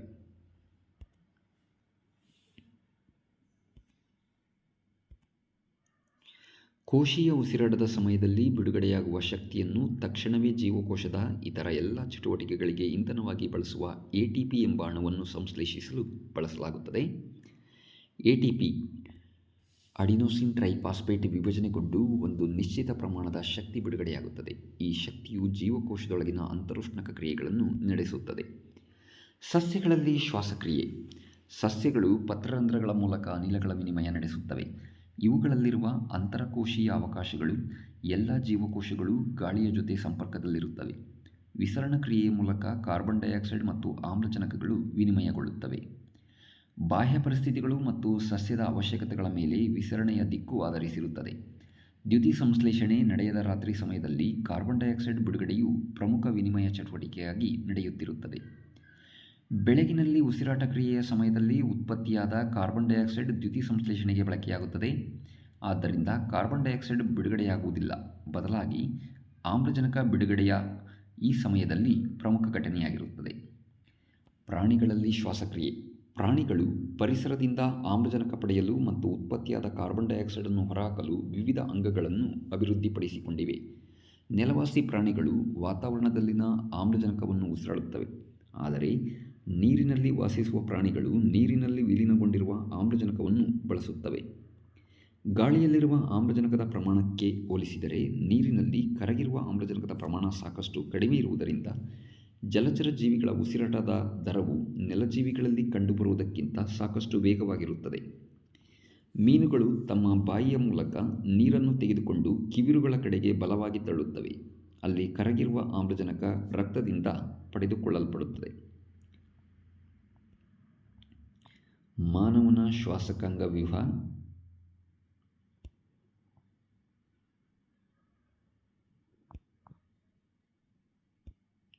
ಮನುಷ್ಯರಲ್ಲಿ ಮೂಗಿನ ಹೊಳ್ಳೆಗಳ ಮೂಲಕ ಗಾಳಿ ಒಳತೆಗೆದುಕೊಳ್ಳಲ್ಪಡುತ್ತದೆ. ಹೊಳ್ಳೆಯ ಒಳದಾರಿಯಲ್ಲಿರುವ ಸೂಕ್ಷ್ಮ ಕೂದಲುಗಳಿಂದ ಸೋಸಲ್ಪಡುತ್ತದೆ. ಹೊಳ್ಳೆಯ ಒಳದಾರಿ ಲೋಳೆಯಿಂದ ಕೂಡಿದ್ದು ಸಹಾಯ ಮಾಡುತ್ತದೆ. ಗಾಳಿಯು ಗಂಟಲಿನ ಮೂಲಕ ಶ್ವಾಸಕೋಶದೊಳಗೆ ಚಲಿಸುತ್ತದೆ. ಗಂಟಲಿನಲ್ಲಿ ಮೃದ್ವಸ್ಥಿಯ ಉಂಗುರಗಳಂತಹ ರಚನೆಗಳಿದ್ದು ಗಾಳಿ ಹಾದು ಹೋಗುವ ರಚನೆ ಕುಸಿಯದಂತೆ ನೋಡಿಕೊಳ್ಳುತ್ತವೆ. ಶ್ವಾಸನಾಳ ಶ್ವಾಸನಾಳದೊಳಗೆ ಅತಿ ಸಣ್ಣ ನಳಿಕೆಗಳಾಗಿ ವಿಭಜನೆ ಹೊಂದಿ ಅಂತಿಮವಾಗಿ ಬಲೂನ್ನಂತಹ ರಚನೆಗಳಾಗಿ ಬದಲಾಗುತ್ತವೆ. ಇವು ಗಾಳಿಗೂಡುಗಳು. ಗಾಳಿಗೂಡುಗಳ ಮೇಲ್ಮೈಯಲ್ಲಿ ಅನಿಲಗಳ ವಿನಿಮಯ ನಡೆಯುತ್ತದೆ. ಇವುಗಳ ಗೋಡೆಯು ವಿಶಾಲ ವ್ಯಾಪ್ತಿಯ ರಕ್ತನಾಳಗಳ ಜಾಲವನ್ನು ಹೊಂದಿವೆ. ನಾವು ಗಾಳಿಯನ್ನು ಹೊರತೆಗೆದುಕೊಂಡಾಗ ಪಕ್ಕೆಲುಬುಗಳು ಮೇಲಕ್ಕೆ ಏರುತ್ತವೆ ಮತ್ತು ಹೊಪ್ಪೆಯು ಚಪ್ಪಟೆಯಾಗುತ್ತದೆ. ಇದರ ಪರಿಣಾಮವಾಗಿ ಎದೆಗೂಡು ದೊಡ್ಡದಾಗುತ್ತದೆ. ಗಾಳಿಯು ಶ್ವಾಸಕೋಶದೊಳಗೆ ಹೀರಲ್ಪಡುತ್ತದೆ ಮತ್ತು ಹಿಗ್ಗಿದ ಗಾಳಿಗೂಡುಗಳನ್ನು ತುಂಬುತ್ತದೆ. ರಕ್ತವು ದೇಹದ ಇತರ ಭಾಗಗಳಿಂದ ಕಾರ್ಬನ್ ಡೈಆಕ್ಸೈಡನ್ನು ಗಾಳಿಗೂಡುಗಳಲ್ಲಿ ಬಿಡುಗಡೆ ಮಾಡಲು ತರುತ್ತದೆ.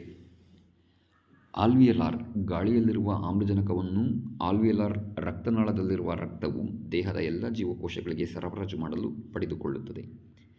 ಉಸಿರಾಟ ಚಕ್ರದ ಸಮಯದಲ್ಲಿ ಗಾಳಿಯನ್ನು ಹೊರತೆಗೆದುಕೊಂಡು ಹೊರಬಿಡುವಾಗ ಶ್ವಾಸಕೋಶಗಳು ಯಾವಾಗಲೂ ಸ್ವಲ್ಪ ಪ್ರಮಾಣದ ಗಾಳಿಯನ್ನು ಉಳಿಸಿಕೊಂಡಿರುತ್ತವೆ.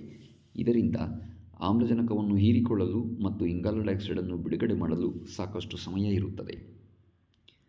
ಪ್ರಾಣಿಗಳ ದೇಹದ ಗಾತ್ರವು ದೊಡ್ಡದಾಗಿದ್ದಾಗ ವಿಸರಣಾ ಒತ್ತಡ ಒಂದೇ ದೇಹದ ಎಲ್ಲ ಭಾಗಗಳಿಗೆ ಆಮ್ಲಜನಕ ಪೂರೈಸುವ ಜವಾಬ್ದಾರಿಯನ್ನು ನಿರ್ವಹಿಸಲು ಆಗುವುದಿಲ್ಲ. ಉಸಿರಾಟದ ವರ್ಣಕಗಳು ಶ್ವಾಸಕೋಶದಲ್ಲಿನ ಗಾಳಿಯಿಂದ ಆಮ್ಲಜನಕವನ್ನು ಪಡೆಯುತ್ತವೆ ಮತ್ತು ಬಿಡುಗಡೆ ಮಾಡುವ ಮೊದಲು ಆಮ್ಲಜನಕ ಕೊರತೆ ಇರುವ ಅಂಗಾಂಶಗಳಿಗೆ ಕೊಂಡೊಯ್ಯುತ್ತವೆ. ಮನುಷ್ಯರಲ್ಲಿ ಹೀಮೋಗ್ಲೋಬಿನ್ ಉಸಿರಾಟದ ವರ್ಣಕವಾಗಿದ್ದು ಅದು ಆಮ್ಲಜನಕದ ಕಡೆಗೆ ಹೆಚ್ಚಿನ ಆಕರ್ಷಣೆಯನ್ನು ಹೊಂದಿದೆ. ಇದು ಕೆಂಪು ರಕ್ತ ಕಣಗಳಲ್ಲಿ ಇರುತ್ತದೆ. ಆಮ್ಲಜನಕಕ್ಕಿಂತ ಇಂಗಾಲ ಡೈಆಕ್ಸೈಡ್ ಹೆಚ್ಚಾಗಿ ನೀರಿನಲ್ಲಿ ಕರಗುತ್ತದೆ ಮತ್ತು ರಕ್ತದಲ್ಲಿ ವಿಲೀನಗೊಂಡ ರೂಪದಲ್ಲಿ ಸಾಗಿಸಲ್ಪಡುತ್ತದೆ. ಮನುಷ್ಯನ ಹೃದಯದ ಛೇದ ನೋಟವನ್ನು ನೋಡ್ತಾ ಇದ್ದೀರಾ ಮಕ್ಕಳ ಇಲ್ಲಿ.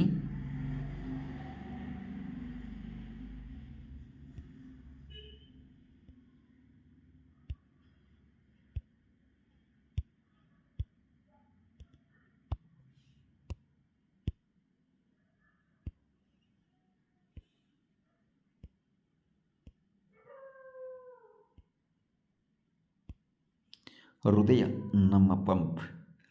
ಹೃದಯವು ಸ್ನಾಯುವಿನಿಂದಾದ ಒಂದು ಅಂಗ. ನಮ್ಮ ಮುಷ್ಟಿಯಷ್ಟು ದೊಡ್ಡದಿದೆ. ಆಮ್ಲಜನಕ ಮತ್ತು ಇಂಗಾಲದ ಡೈಆಕ್ಸೈಡ್ ಎರಡನ್ನೂ ರಕ್ತದ ಮೂಲಕ ಸಾಗಾಣಿಕೆ ಮಾಡುತ್ತದೆ. ಹೃದಯವು ಆಮ್ಲಜನಕ ಸಮೃದ್ಧ ರಕ್ತವನ್ನು ಇಂಗಾಲದ ಡೈಆಕ್ಸೈಡ್ ಯುಕ್ತ ರಕ್ತದೊಂದಿಗೆ ಮಿಶ್ರಣವಾಗದಂತೆ ತಡೆಯಲು ವಿಭಿನ್ನ ಕೋಣೆಗಳನ್ನು ಹೊಂದಿದೆ. ಇಂಗಾಲದ ಡೈಆಕ್ಸೈಡನ್ನು ತೆಗೆದುಹಾಕಲು ಇಂಗಾಲದ ಡೈಆಕ್ಸೈಡ್ ಸಮೃದ್ಧ ರಕ್ತವು ಶ್ವಾಸಕೋಶವನ್ನು ತಲುಪುತ್ತದೆ. ಆಮ್ಲಜನಕಯುಕ್ತ ರಕ್ತವು ಶ್ವಾಸಕೋಶಗಳಿಂದ ಮರಳಿ ಹೃದಯಕ್ಕೆ ಬರುತ್ತದೆ. ಆಮ್ಲಜನಕ ಸಮೃದ್ಧ ರಕ್ತವು ದೇಹದ ಉಳಿದ ಭಾಗಗಳಿಗೆ ಹೃದಯದಿಂದ ಪಂಪ್ ಮಾಡಲ್ಪಡುತ್ತದೆ. ಆಮ್ಲಜನಕ ಸಮೃದ್ಧ ರಕ್ತವು ಶ್ವಾಸಕೋಶಗಳಿಂದ ತೆಳುವಾದ ಭಿತ್ತಿಯಿರುವ ಹೃದಯದ ಮೇಲಿನ ಕೋಣೆ ಎಡ ಹೃತ್ಕರ್ಣಕ್ಕೆ ಬರುತ್ತದೆ. ಈ ರಕ್ತವನ್ನು ಪಡೆದಾಗ ಎಡ ಹೃತ್ಕರ್ಣವು ಸಡಿಲಗೊಳ್ಳುತ್ತದೆ, ನಂತರ ಅದು ಸಂಕುಚಿಸುತ್ತದೆ. ಆಗ ಕೆಳಗಿನ ಎಡ ಹೃತ್ಕುಕ್ಷಿ ಕೋಣೆ ಹಿಗ್ಗುತ್ತದೆ, ರಕ್ತವು ಅದಕ್ಕೆ ವರ್ಗಾವಣೆ ಆಗುತ್ತದೆ. ಸ್ನಾಯುವಿನಿಂದಾದ ಎಡ ಹೃತ್ಕುಕ್ಷಿಯು ಸಂಕುಚಿಸಿದಾಗ ರಕ್ತವು ದೇಹದೊಳಗೆ ಪಂಪ್ ಮಾಡಲ್ಪಡುತ್ತದೆ. ಬಲಭಾಗದ ಮೇಲಿನ ಕೋಣೆ ಬಲ ಹೃತ್ಕರ್ಣವು ಹಿಗ್ಗಿದಾಗ ಆಮ್ಲಜನಕ ರಹಿತ ರಕ್ತವು ದೇಹದಿಂದ ಬರುತ್ತದೆ. ಬಲ ಹೃತ್ಕರ್ಣವು ಸಂಕುಚಿಸಿದಂತೆ ಇದಕ್ಕನುಗುಣವಾಗಿ ಕೆಳಗಿನ ಕೋಣೆ ಬಲ ಹೃತ್ಕುಕ್ಷಿ ಹಿಗ್ಗುತ್ತದೆ. ಬಲ ಹೃತ್ಕುಕ್ಷಿಗೆ ಬಂದ ರಕ್ತವನ್ನು ಆಮ್ಲಜನಕಯುಕ್ತಗೊಳಿಸಲು ಶ್ವಾಸಕೋಶಗಳಿಗೆ ಸಾಗಿಸಲು ಸಂಕುಚಿಸಲ್ಪಡುತ್ತದೆ. ಹೃತ್ಕುಕ್ಷಿಗಳು ರಕ್ತವನ್ನು ಹಲವಾರು ಅಂಗಗಳಿಗೆ ಪಂಪ್ ಮಾಡಬೇಕಾಗಿರುವುದರಿಂದ ಹೃತ್ಕರ್ಣಗಳಿಗಿಂತ ದಪ್ಪವಾದ ಸ್ನಾಯುವಿನ ಭಿತ್ತಿಯನ್ನು ಹೊಂದಿವೆ. ಹೃತ್ಕರ್ಣಗಳು ಅಥವಾ ಹೃತ್ಕುಕ್ಷಿಗಳು ಸಂಕುಚಿಸಿದಾಗ ರಕ್ತವು ಹಿಮ್ಮುಖವಾಗಿ ಹರಿಯದಂತೆ ನಿಯಂತ್ರಿಸುತ್ತವೆ.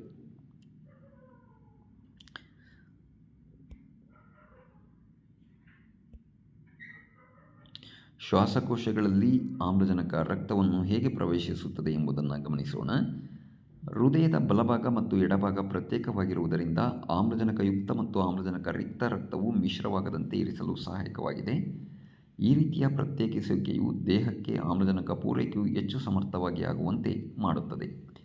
ಪಕ್ಷಿಗಳು ಮತ್ತು ಸ್ತನಿಗಳಂತಹ ಅಧಿಕ ಶಕ್ತಿಯ ಅವಶ್ಯಕತೆ ಇರುವ ಪ್ರಾಣಿಗಳಲ್ಲಿ ಇದು ಉಪಯುಕ್ತವಾಗಿದ್ದು, ತಮ್ಮ ದೇಹದ ಉಷ್ಣತೆಯನ್ನು ಕಾಪಾಡಿಕೊಳ್ಳಲು ನಿರಂತರವಾಗಿ ಶಕ್ತಿಯನ್ನು ಬಳಸುತ್ತವೆ. ದೇಹದ ಉಷ್ಣತೆಯನ್ನು ಕಾಪಾಡಿಕೊಳ್ಳಲು ಶಕ್ತಿಯನ್ನು ಬಳಸದ ಪ್ರಾಣಿಗಳಲ್ಲಿ ದೇಹದ ಉಷ್ಣತೆಯು ವಾತಾವರಣದ ಉಷ್ಣತೆಯ ಮೇಲೆ ಅವಲಂಬಿತವಾಗಿರುತ್ತದೆ. ಉಭಯವಾಸಿಗಳು ಮತ್ತು ಬಹುತೇಕ ಸರೀಸೃಪಗಳಂತಹ ಪ್ರಾಣಿಗಳು 3 ಕೋಣೆಗಳ ಹೃದಯವನ್ನು ಹೊಂದಿದ್ದು, ಆಮ್ಲಜನಕಯುಕ್ತ ರಕ್ತ ಮತ್ತು ಆಮ್ಲಜನಕ ರಹಿತ ರಕ್ತವು ಸ್ವಲ್ಪ ಮಟ್ಟಿಗೆ ಮಿಶ್ರಣವಾಗುವುದನ್ನು ತಡೆದುಕೊಳ್ಳುತ್ತವೆ. ಮೀನುಗಳು ಕೇವಲ 2 ಕೋಣೆಗಳ ಹೃದಯವನ್ನು ಹೊಂದಿದ್ದು, ಕಿವಿರುಗಳಿಗೆ ಪಂಪ್ ಮಾಡಲ್ಪಡುವ ರಕ್ತ ಆಮ್ಲಜನಕಯುಕ್ತವಾಗಿರುತ್ತದೆ ಮತ್ತು ದೇಹದ ಉಳಿದ ಭಾಗಗಳಿಗೆ ನೇರವಾಗಿ ಚಲಿಸುತ್ತದೆ. ಮೀನಿನ ದೇಹದಲ್ಲಿ ರಕ್ತವು ಒಂದು ಬಾರಿ ಪರಿಚಲಿಸಲು ಕೇವಲ ಒಮ್ಮೆ ಮಾತ್ರ ಹೃದಯವನ್ನು ಹಾದುಹೋಗುತ್ತದೆ. ಕಶೇರುಕಗಳಲ್ಲಿ ರಕ್ತದ ಚಲನೆ, ಹೃದಯ ಮತ್ತು ಶ್ವಾಸಕೋಶಗಳ ನಡುವೆ ಪುಪ್ಪಸಕ ಪರಿಚಲನೆ. ಹೃದಯ ಮತ್ತು ದೇಹದ ವಿವಿಧ ಅಂಗಾಂಶಗಳ ನಡುವಿನ ರಕ್ತ ಚಲನೆ ದೈಹಿಕ ರಕ್ತ ಪರಿಚಲನೆ. ರಕ್ತವು ಪ್ರತಿಯೊಂದು ಪರಿಚಲನೆಗೆ 2 ಬಾರಿ ಹೃದಯವನ್ನು ಹಾದು ಹೋಗಬೇಕಾಗಿರುವುದರಿಂದ ಈ ರೀತಿಯ ರಕ್ತ ಪರಿಚಲನೆಗೆ ಇಮ್ಮಡಿ ರಕ್ತ ಪರಿಚಲನೆ ಎಂದು ಕರೆಯುತ್ತೇವೆ.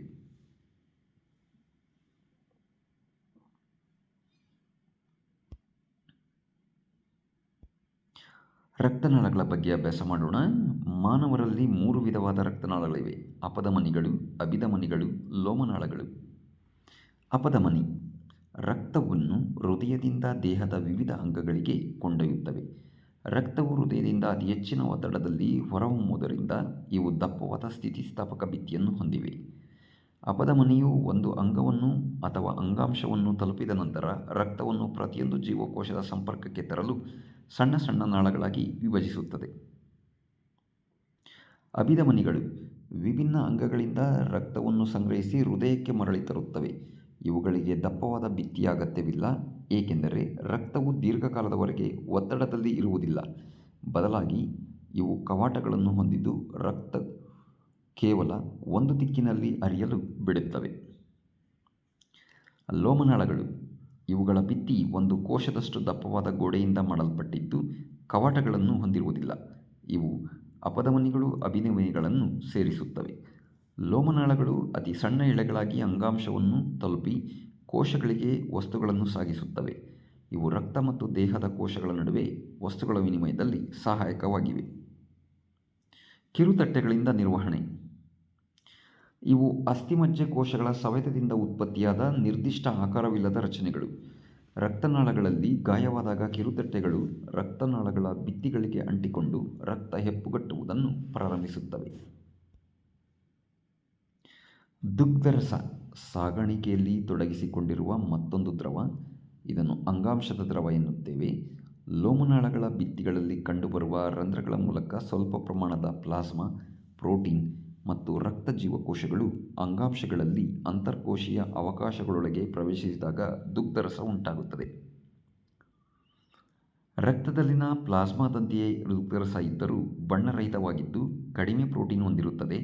ಅಂತರಕೋಶೀಯ ಅವಕಾಶಗಳ ಮೂಲಕ ದುಗ್ಧ ಲೋಮನಾಳಗಳಲ್ಲಿ ಹರಿಯುತ್ತದೆ. ದೊಡ್ಡದಾದ ದುಗ್ಧನಾಳಗಳು ಅಂತಿಮವಾಗಿ ಅಭಿಧಮನಿಗಳಿಗೆ ತೆರೆಯುತ್ತವೆ.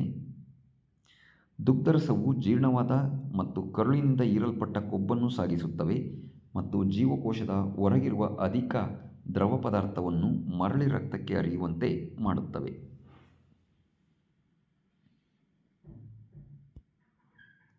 ಸಸ್ಯಗಳಲ್ಲಿ ಸಾಗಾಣಿಕೆ. ಕ್ಸೈಲಮ್ ನೀರ್ಗೊಳವೆ ಮಣ್ಣಿನಿಂದ ಪಡೆದ ನೀರು ಮತ್ತು ಲವಣಗಳನ್ನು ಸಾಗಿಸುತ್ತದೆ. ಈ ವಸ್ತುಗಳ ಇರುವಿಕೆಯು ಮಣ್ಣಿನೊಂದಿಗೆ ಸಂಪರ್ಕದಲ್ಲಿರುವ ಭಾಗವಾದ ಬೇರಿನ ಮೂಲಕ ನಡೆಯುತ್ತದೆ. ಫ್ಲೋಯಂ ಆಹಾರ ಕೊಳವೆ ಎಲೆಗಳಲ್ಲಿ ಸಂಶ್ಲೇಷಿಸಲ್ಪಟ್ಟ ದ್ಯುತಿಸಂಶ್ಲೇಷಣೆಯ ಉತ್ಪನ್ನಗಳನ್ನು ಸಸ್ಯದ ಉಳಿದ ಭಾಗಗಳಿಗೆ ಸಾಗಿಸುತ್ತದೆ. ಮಣ್ಣಿನೊಂದಿಗೆ ಸಂಪರ್ಕದಲ್ಲಿರುವ ಅಂಗಗಳು ಮತ್ತು ಕ್ಲೋರೋಫಿಲ್ ಹೊಂದಿರುವ ಅಂಗಗಳ ನಡುವಿನ ಅಂತರವು ಕಡಿಮೆ ಇದ್ದರೆ ಶಕ್ತಿ ಮತ್ತು ಕಚ್ಚಾ ವಸ್ತುಗಳು ಸಸ್ಯ ದೇಹದ ಎಲ್ಲ ಭಾಗಗಳಿಗೆ ವಿಸರಣೆಗೊಳ್ಳುತ್ತವೆ. ಸಸ್ಯ ದೇಹದ ವಿನ್ಯಾಸದಲ್ಲಿನ ಬದಲಾವಣೆಯಿಂದ ಅಂಗಗಳ ನಡುವಿನ ಅಂತರವು ಹೆಚ್ಚಾದರೆ ಎಲೆಗಳಿಗೆ ಕಚ್ಚಾ ಪದಾರ್ಥಗಳನ್ನು ಮತ್ತು ಬೇರುಗಳಿಗೆ ಶಕ್ತಿಯನ್ನು ಒದಗಿಸಲು ವಿಸರಣ ಪ್ರಕ್ರಿಯೆ ಸಾಲುವುದಿಲ್ಲ. ಆದ್ದರಿಂದ ಒಂದು ಸಮರ್ಪಕ ಸಾಗಾಣಿಕಾ ವ್ಯವಸ್ಥೆ ರಚನೆಯಾಗಿದೆ. ನೀರಿನ ಸಾಗಾಣಿಕೆ. ಬೇರು, ಕಾಂಡ ಮತ್ತು ಎಲೆಗಳ ನಳಿಕೆಗಳು ಮತ್ತು ಟ್ರೇಕೆಟ್ಗಳು ಸಸ್ಯದ ಎಲ್ಲ ಭಾಗಗಳನ್ನು ತಲುಪುವ ನೀರು ಸಾಗಿಸುವ ನಿರಂತರ ವ್ಯವಸ್ಥೆಯನ್ನು ನಿರ್ಮಿಸಲು ಅಂಗಾಂಶದಲ್ಲಿ ಪರಸ್ಪರ ಸಂಪರ್ಕ ಹೊಂದಿವೆ. ಜೀವಕೋಶಗಳು ಸಕ್ರಿಯವಾಗಿ ಅಯಾನುಗಳನ್ನು ಹೀರಿಕೊಳ್ಳುತ್ತವೆ. ಇದು ಬೇರು ಮತ್ತು ಮಣ್ಣಿನ ನಡುವೆ ಅಯಾನುಗಳ ಸಾರಥಿಯಲ್ಲಿ ವ್ಯತ್ಯಾಸವನ್ನುಂಟು ಮಾಡುತ್ತದೆ. ಈ ವ್ಯತ್ಯಾಸವನ್ನು ನಿವಾರಿಸಲು ಮಣ್ಣಿನಿಂದ ಬೇರುಗಳಿಗೆ ನೀರು ಚಲಿಸುತ್ತದೆ. ಇಲ್ಲಿ ಬೇರುಗಳ ಕ್ಸೈಲಮ್ನೊಳಗೆ ನೀರಿನ ಸ್ಥಿರವಾದ ಚಲನೆಯು ನೀರಿನ ಒಂದು ಸ್ತಂಭವನ್ನು ಉಂಟುಮಾಡಿ ನೀರನ್ನು ನಿರಂತರವಾಗಿ ಮೇಲಕ್ಕೆ ತಳ್ಳುತ್ತಿರುತ್ತದೆ. ಕ್ಸೈಲಮ್ನೊಳಗಿನ ನೀರನ್ನು ಸಸ್ಯ ದೇಹದ ಅತ್ಯಂತ ಎತ್ತರದ ಭಾಗಗಳಿಗೆ ಮೇಲಕ್ಕೆ ಹರಿಸಲು ಸಸ್ಯಗಳು ಮತ್ತೊಂದು ತಂತ್ರವನ್ನು ಬಳಸುತ್ತವೆ. ಸಸ್ಯವು ಸಾಕಷ್ಟು ನೀರಿನ ಪೂರೈಕೆಯನ್ನು ಹೊಂದಿದ್ದಾಗ ಪತ್ರರಂಧ್ರಗಳ ಮೂಲಕ ನಷ್ಟವಾದ ನೀರು ಕ್ಸೈಲಮ್ ನಳಿಕೆಗಳ ಮೂಲಕ ಮರುಪೂರೈಕೆಯಾಗುತ್ತದೆ. ಎಲೆಗಳ ಜೀವಕೋಶದಿಂದ ಆವಿಯಾಗುವ ನೀರಿನ ಅಣುಗಳು ಚೂಷಣವನ್ನುಂಟು ಮಾಡುತ್ತವೆ.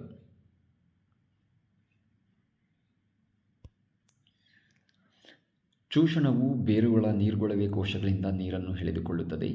ಬಾಷ್ಪ ವಿಸರ್ಜನೆ. ಸಸ್ಯದ ಭಾಗಗಳಿಂದ ಆವಿಯ ರೂಪದಲ್ಲಿ ನೀರು ನಷ್ಟವಾಗುತ್ತದೆ. ಬಾಷ್ಪ ವಿಸರ್ಜನೆಯು ಬೇರಿನಿಂದ ಎಲೆಗಳಿಗೆ ನೀರು ಮತ್ತು ಅದರಲ್ಲಿ ಕರಗಿರುವ ಲವಣಗಳ ಹೀರುವಿಕೆ ಮತ್ತು ಮೇಲ್ಮುಖ ಚಲನೆಗೆ ಸಹಾಯ ಮಾಡುತ್ತದೆ. ತಾಪದ ನಿಯಂತ್ರಣದಲ್ಲೂ ನೆರವಾಗುತ್ತದೆ. ಬೆಳಗಿನ ಸಮಯದಲ್ಲಿ ಪತ್ರರಂಧ್ರಗಳು ತೆರೆದಿದ್ದಾಗ ಬಾಷ್ಪ ವಿಸರ್ಜನೆಯ ಸೆಳೆತವು ಕ್ಸೈಲಮ್ನಲ್ಲಿ ನೀರಿನ ಚಲನೆಗೆ ಪ್ರಮುಖ ಚಾಲಕ ಶಕ್ತಿಯಾಗುತ್ತದೆ. ಆಹಾರ ಮತ್ತು ಇತರ ವಸ್ತುಗಳ ಸಾಗಾಣಿಕೆ. ದ್ಯುತಿ ಸಂಶ್ಲೇಷಣೆಯ ವಿಲೀನಗೊಳ್ಳಬಲ್ಲ ಉತ್ಪನ್ನಗಳ ಸಾಗಾಣಿಕೆಯನ್ನು ವಸ್ತು ಸ್ಥಾನಾಂತರಣ ಎನ್ನುತ್ತೇವೆ. ಇದು ವಾಹಕ ಅಂಗಾಂಶದ ಫ್ಲೋಯಂ ಭಾಗದಲ್ಲಿ ಜರುಗುತ್ತದೆ. ಅಮೈನೋ ಆಮ್ಲಗಳು ಇತರ ವಸ್ತುಗಳನ್ನು ಫ್ಲೋಯಂ ಅಂಗಾಂಶವು ಸಾಗಿಸುತ್ತದೆ. ಆಹಾರ ಮತ್ತು ಇತರ ವಸ್ತುಗಳ ಸ್ಥಾನಾಂತರಣ ಜರಡಿನಾಳದ ಪಾರ್ಶ್ವಸಂಗಾತಿ ಜೀವಕೋಶದ ಸಹಾಯದಿಂದ ಮೇಲ್ಮುಖ ಹಾಗೂ ಕೆಳಮುಖ ಎರಡೂ ದಿಕ್ಕುಗಳಲ್ಲಿ ನಡೆಯುತ್ತದೆ. ಫ್ಲೋಯಂನಲ್ಲಿ ಶಕ್ತಿಯನ್ನು ಬಳಸಿಕೊಂಡು ವಸ್ತುಗಳ ಸ್ಥಾನಾಂತರಣವನ್ನು ಸಾಧಿಸಲಾಗುತ್ತದೆ. ಎಟಿಪಿಯಿಂದ ಶಕ್ತಿಯನ್ನು ಬಳಸಿಕೊಂಡು ಸುಕ್ರೋಸ್ನಂತಹ ವಸ್ತುವನ್ನು ಆಹಾರ ಕೊಳವೆ ಅಂಗಾಂಶಕ್ಕೆ ವರ್ಗಾಯಿಸಲಾಗುತ್ತದೆ. ಇದು ಫ್ಲೋಯಂನ ಅಭಿಸರಣ ಒತ್ತಡವನ್ನು ಹೆಚ್ಚಿಸಿ ನೀರು ಪ್ರವೇಶಿಸಲು ಕಾರಣವಾಗುತ್ತದೆ. ಅಭಿಸರಣ ಒತ್ತಡವು ಫ್ಲೋಯಂನಿಂದ ವಸ್ತುಗಳು ಕಡಿಮೆ ಒತ್ತಡವಿರುವ ಅಂಗಾಂಶಗಳಿಗೆ ಚಲಿಸುವಂತೆ ಮಾಡುತ್ತದೆ. ಇದು ಸಸ್ಯದ ಅವಶ್ಯಕತೆಗೆ ಅನುಗುಣವಾಗಿ ವಸ್ತುಗಳನ್ನು ಸಾಗಿಸಲು ಫ್ಲೋಯಂಗೆ ಅನುವು ಮಾಡಿಕೊಡುತ್ತದೆ. ಉದಾಹರಣೆ: ಬೇಸಿಗೆ ಕಾಲದಲ್ಲಿ ಮೊಗ್ಗುಗಳು ಬೆಳವಣಿಗೆಯಾಗಲು ಶಕ್ತಿಯ ಅಗತ್ಯ ಇರುವುದರಿಂದ ಬೇರು ಅಥವಾ ಕಾಂಡದ ಅಂಗಾಂಶಗಳಲ್ಲಿ ಸಂಗ್ರಹವಾಗಿರುವ ಶರ್ಕರಾ ಪದಾರ್ಥಗಳು ಮೊಗ್ಗುಗಳಿಗೆ ಸಾಗಿಸಲ್ಪಡುತ್ತವೆ.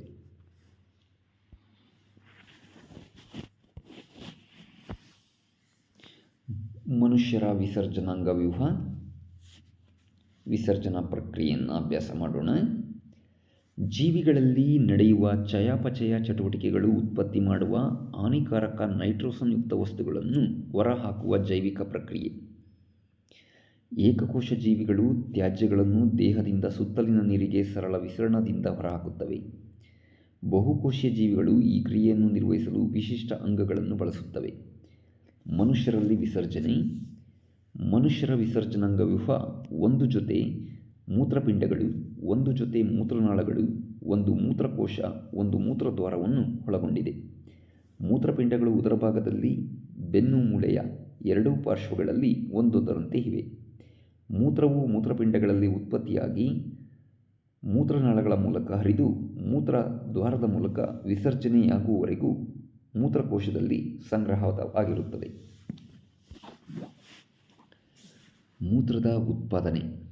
ಮೂತ್ರಪಿಂಡಗಳಲ್ಲಿ ರಕ್ತದಿಂದ ಯೂರಿಯಾ, ಯೂರಿಕ್ ಆಮ್ಲಗಳಂತಹ ನೈಟ್ರೋಸನ್ಯುಕ್ತ ತ್ಯಾಜ್ಯಗಳನ್ನು ತೆಗೆದುಹಾಕಲಾಗುತ್ತದೆ. ಮೂತ್ರಪಿಂಡದಲ್ಲಿರುವ ಪ್ರತಿಯೊಂದು ಲೋಮನಾಳಗಳ ಗುಂಪು ಸೋಸಲ್ಪಟ್ಟ ದ್ರವವನ್ನು ಸಂಗ್ರಹಿಸುವ ಬಟ್ಟಲಿನ ಆಕಾರದ ಸಂಪರ್ಕದಲ್ಲಿರುತ್ತದೆ. ಪ್ರತಿಯೊಂದು ಮೂತ್ರಪಿಂಡವು ನೆಫ್ರಾನ್ಗಳೆಂದು ಕರೆಯಲ್ಪಡುವ ಒತ್ತೊತ್ತಾಗಿ ಜೋಡಿಸಲ್ಪಟ್ಟ ಘಟಕವನ್ನು ಹೊಂದಿವೆ.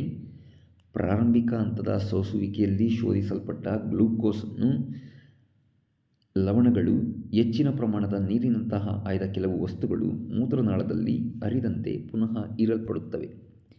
ಮರುಹೀರಿಕೆಯಾಗುವ ನೀರಿನ ಪ್ರಮಾಣವು ದೇಹದಲ್ಲಿ ನೀರು ಎಷ್ಟು ಅಧಿಕವಾಗಿದೆ ಮತ್ತು ಎಷ್ಟು ಪ್ರಮಾಣದ ಕರಗಿದ ತ್ಯಾಜ್ಯಗಳನ್ನು ವಿಸರ್ಜಿಸಬೇಕಾಗಿದೆ ಎಂಬುದನ್ನು ಆಧರಿಸಿದೆ. ಮೂತ್ರಕೋಶಕ್ಕೆ ಸಂಪರ್ಕಿಸುವ ಮೂತ್ರನಾಳ ಎಂಬ ಉದ್ದನೆಯ ನಾಳವನ್ನು ಪ್ರವೇಶಿಸುತ್ತದೆ. ಹಿಗ್ಗಿದ ಮೂತ್ರಕೋಶದ ಒತ್ತಡವು ಮೂತ್ರಕೋಶವನ್ನು ಮೂತ್ರದ್ವಾರದ ಮೂಲಕ ಹೊರಹಾಕಲು ಪ್ರೇರೇಪಿಸುವವರೆಗೂ ಮೂತ್ರವು ಮೂತ್ರಕೋಶದಲ್ಲಿ ಸಂಗ್ರಹವಾಗುತ್ತದೆ. ಮೂತ್ರಕೋಶವು ಸ್ನಾಯುವಿನಿಂದಾದ ಅಂಗವಾಗಿರುವುದರಿಂದ ಇದು ನರವ್ಯೂಹದ ನಿಯಂತ್ರಣಕ್ಕೆ ಒಳಪಟ್ಟಿದೆ.